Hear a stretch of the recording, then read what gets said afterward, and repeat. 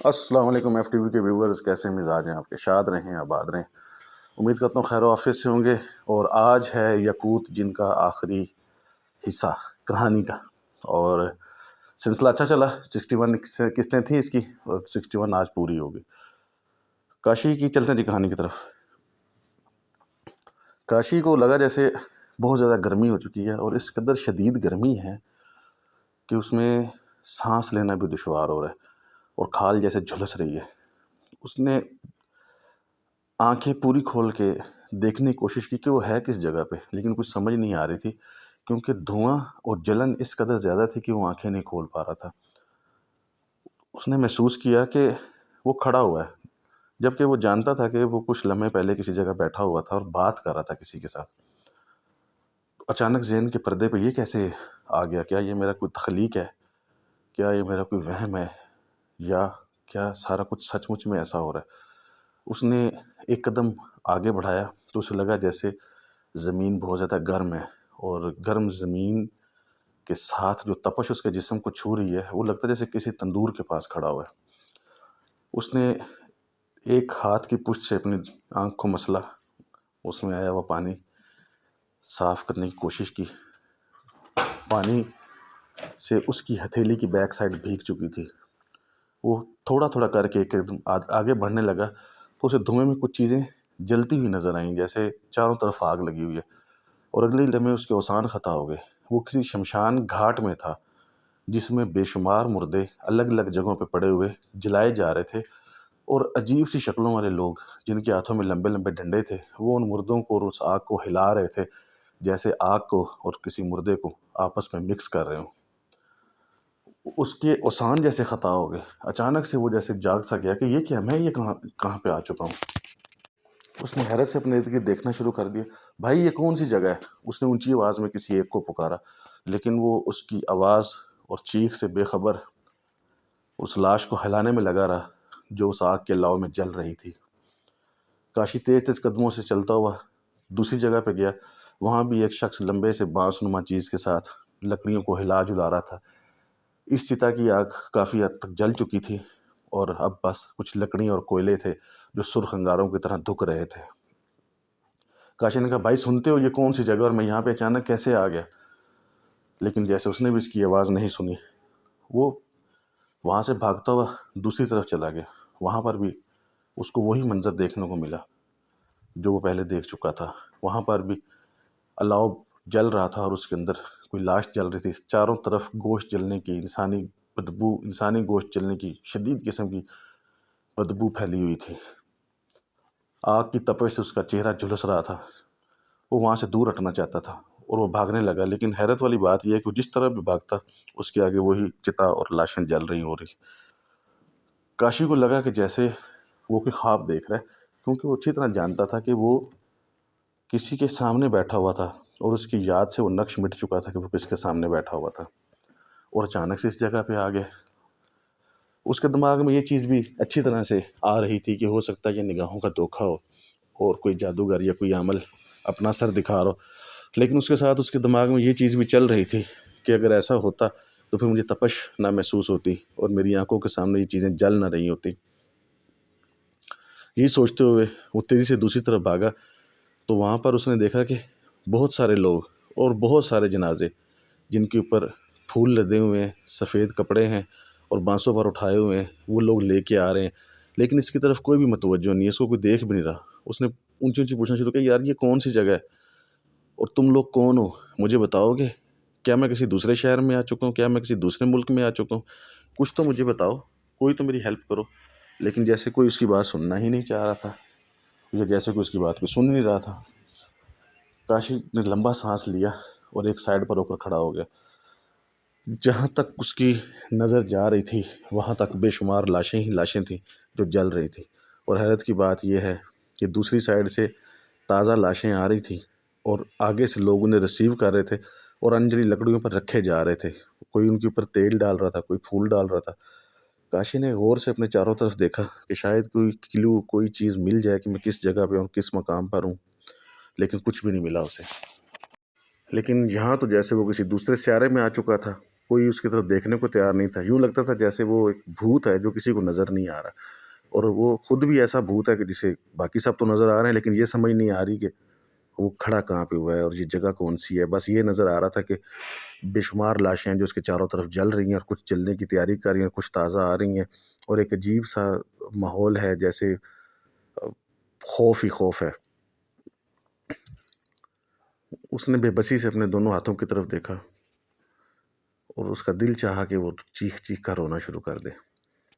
دوسری طرف یاقوت اس وقت اس جگہ پہ کھڑا تھا جہاں پر عامل اپنے ود کر رہا تھا, اپنے چلا کر رہا تھا, اور یاقوت سامنے دیکھ رہا تھا کہ وہ اپنا کام جاری رکھے ہوئے ہے.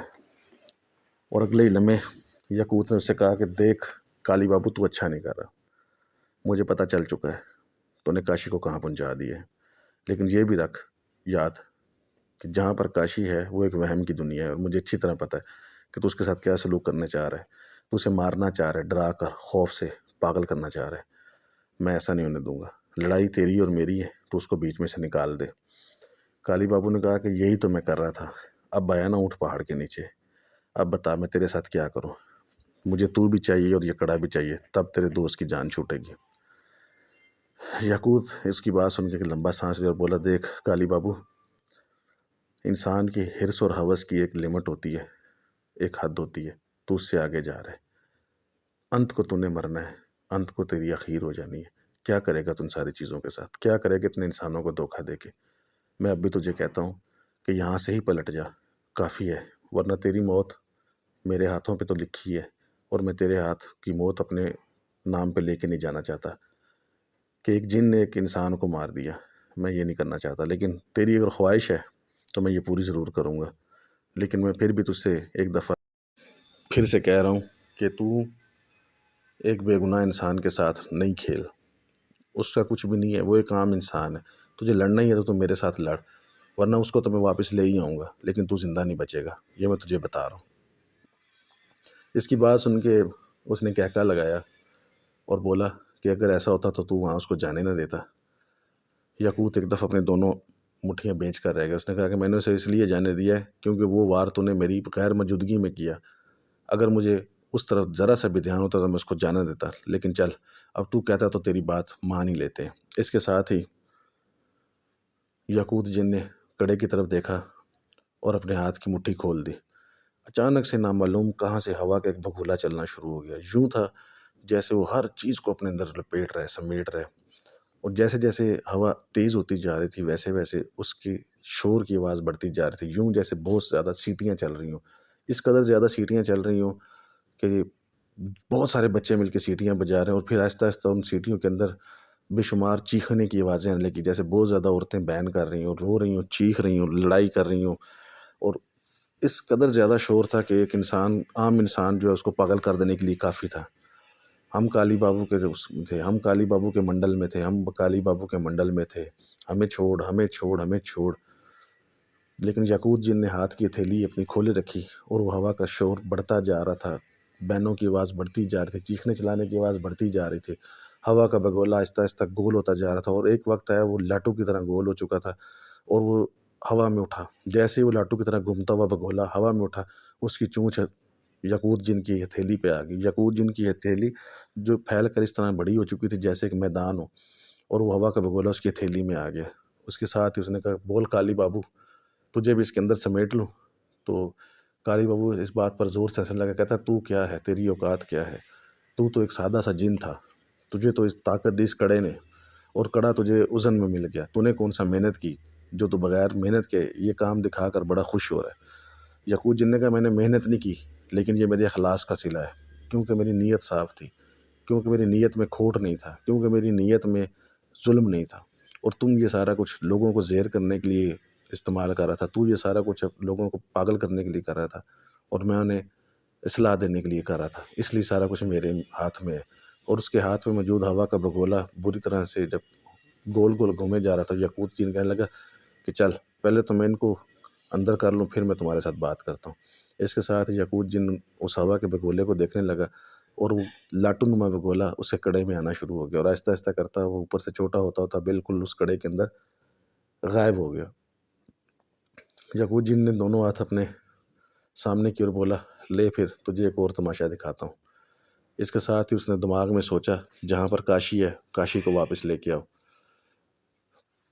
کاشی اس وقت اس پورے شمشان گھاٹ کے اندر بری طرح سے اپنی جلد کو پیٹ رہا تھا، مسل رہا تھا، کیونکہ وہ جلنا شروع ہو چکی تھی اور اس کے اوپر تکلیف کی جو حدت ہے وہ بڑھتی جا رہی تھی۔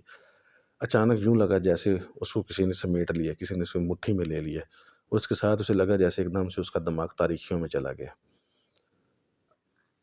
تھوڑی دیر بعد یعقوب جن نے اپنی آنکھیں کھولی اور بولا کہ لے تیرا ایک اور وار کھا لے گیا، بچا لیا میں نے اس کو، اب بتا تجھے کون بچائے گا۔ کالی بابو کہنے لگا دیکھ یعقوب، مسئلہ یہی ہے کہ طاقت، تو مجھے میری کڑا دے دے، میں تجھ سے پرامس کرتا ہوں، وعدہ کرتا ہوں کہ میں کسی کو اس سے نقصان نہیں پہنچاؤں گا بلکہ سب کے کام آؤں گا، اور میں تجھے بھی چھوڑ دیتا ہوں، اور شیرا تیرا جو دوست ہے اس کو بھی چھوڑتا ہوں، تیرا جو انسان دوست ہے اس کو بھی چھوڑ دیتا ہوں، اور میں تمہیں کوئی تکلیف نہیں پہنچاؤں گا، یہ میرا تمہارا وعدہ رہا۔ یعقوب جن اس بات کو سن کے اتنی زور زور سے ہنسنے لگا اور کہنے لگا کہ تو پاگل ہو گیا کیا، تیرا دماغ سٹے آ گیا، تو واقعی انسان ہے اور تو واقعی بھولا بھالا بننے کی کوشش کر رہا ہے، تو اتنا چلاک جادوگر ہے، تو اتنا چلاک عامل ہے، تو یہ بات کیسے بھول گیا کہ وہ کڑا میرے ہاتھ میں اور میں اتار نہیں سکتا۔ ایک بات تو یہ ہوگی، دوسری بات یہ ہوگی کہ میں اپنے ہاتھوں سے اپنی موت تیرے حوالے کر دوں، تیری نیت تو صاف نظر آ رہی ہے جو تو نے حرکتیں کی ہیں، اب تیرا انجام یہی ہے کہ تو اس دنیا میں بھٹکے گا اور لوگ تجھے پتھر ماریں گے، میں تجھے کچھ نہیں کہوں گا، میں تیرا خون اپنے ہاتھ میں نہیں لینا چاہتا، تو بھٹکے گا، جگہ جگہ بھٹکے گا، اور لوگ تیرا مذاق اڑائیں گے، تو اپنا مذاق اڑاتے ہوئے دیکھے گا لیکن تو کسی کو کچھ کہہ نہیں سکے گا، کیونکہ تو نے ساری زندگی انسانیت کا مذاق اڑایا، تو نے لوگوں کے گھر برباد کیے، تو نے لوگوں کو ذلیل کیا، تو نے لوگوں کے رشتے خراب کیے، تو آج سے میں تجھ سے تیری ساری طاقت لے رہا ہوں اور تیرے سامنے لے رہا ہوں، تو ایک عام انسان بن کے رہ گئے۔ اس کے ساتھ یعقوب جن نے منہ سے ایک پھونک ماری اور اگلے لمحے اس کے یوں لگا جیسے کسی نے زور سے جھٹکا دیا ہے عامل کالی بابو کو، اور اس میں سے کوئی چیز نکل کے باہر آ گئی، یوں لگا جیسے ایک سایہ سا لہراتا ہوا یعقوب جن کے ہاتھ میں آ گیا اور کڑے میں سما گیا۔ کالی بابو نے حسرت سے یعقوب کی طرف دیکھا اور بولا کہ کاش تو یہ سب کچھ نہ کرتا، کاش تو یہ سب کچھ نہ کرتا، میں اچھی خاصی زندگی گزار رہا تھا۔ یعقوب نے کہا تو گزار رہا تھا نا اچھی خاصی زندگی، تو گزارتا رہتا، نہ ان جھمیلوں میں پڑتا جو تیرے کام آنے والے نہیں تھے۔ اس کے ساتھ ہی یعقوب وہاں سے غائب ہو گیا۔ جب حاضر ہوا تو وہ کاشی کے سامنے بیٹھا ہوا تھا اور بابا جی سرکار بھی وہاں پر موجود تھے۔ کاشی کہنے لگا یار میں نے خواب دیکھا اور اتنا برا خواب دیکھا کہ تمہاری سوچ ہے۔ یعقوب مسکرانے لگا، کہتا اچھا شمشان گھاٹ کا چکر لگا ہے؟ تو کاشی اس کو حیرت سے دیکھنے لگا، کیا تمہیں پتہ ہے اس بات کا؟ تو یعقوب جن نے کہا کہ شکر کرو کہ موقع پہ پتہ چل گیا، اگر مجھے موقع پہ پتہ نہیں چلتا نا، اور بے وقوفی بھی اس کی اپنی ہے کہ اس نے مجھے خود ہی بتا دیا کہ یہ دیکھو تمہارا دوست کہاں پہ گھوم رہا ہے، اگر مجھے پتہ نہیں چلتا نا تو میری غیر موجودگی میں جہاں تجھے وہ چھوڑ آیا تھا نا وہاں تمہاری لاش تو وہیں پہ گل سڑ جانی تھی، گلنی سڑنی بھی نہیں تھی، جل کر بھسم ہو جانی تھی اور بڑی تلخ موت ہونی تھی، لیکن خیر ہے، اللہ کا شکر ہے کہ تو آ گیا، اور بابا جی سرکار آپ کا بھی شکریہ کہ آپ نے بڑا اچھا وہ دیا، اور ظالم کو اس کی سزا مل چکی ہے۔ اس کے ساتھ ہی یعقوب جن کی کہانی کا سلسلہ آج ختم ہو گیا۔ یعقوب جن اس کے بعد کیا کرتا رہا، کیا کرتا رہے گا، وہ کہیں آگے کوئی کچھ شروع ہوئی تو اس میں پھر پتہ چلے گا۔ آپ سب کی محبتوں کا بہت شکریہ، آپ لوگوں نے اتنا وقت نکالا، اس کو ٹائم دیا، اور امید کرتا ہوں آگے بھی میرے سلسلے کو آپ اسی طرح اپنی پسند سے نوازتے رہیں گے۔ آپ کا بہت مشکور ہوں، آپ